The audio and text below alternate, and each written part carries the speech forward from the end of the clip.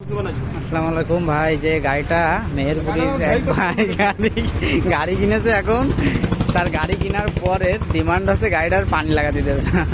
তো তারা যেহেতু বায়না করে গেছে, এখন গাড়িটা 2 দিন পরে ডেলিভারি।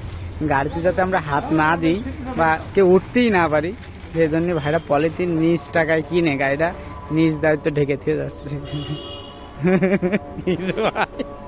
আচ্ছা, ঢাকার কারণটা বলেন দিন, ঢাকার কারণটা কি?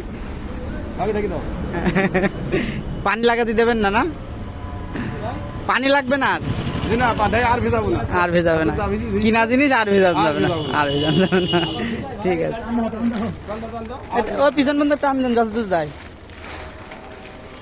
যাক, যার যেটা পছন্দ ইচ্ছা, যাকে গাড়িটা ভালো আল্লাহর মতো একেবারে অল্প দামে বিক্রয় করে দিছি।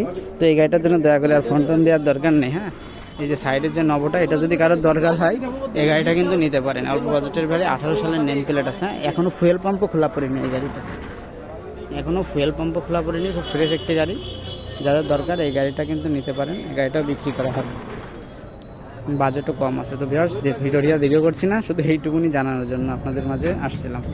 ভিউয়ার্স, ভালো থাকবেন, সুস্থ থাকবেন, খোদা হাফেজ, আসসালামু আলাইকুম।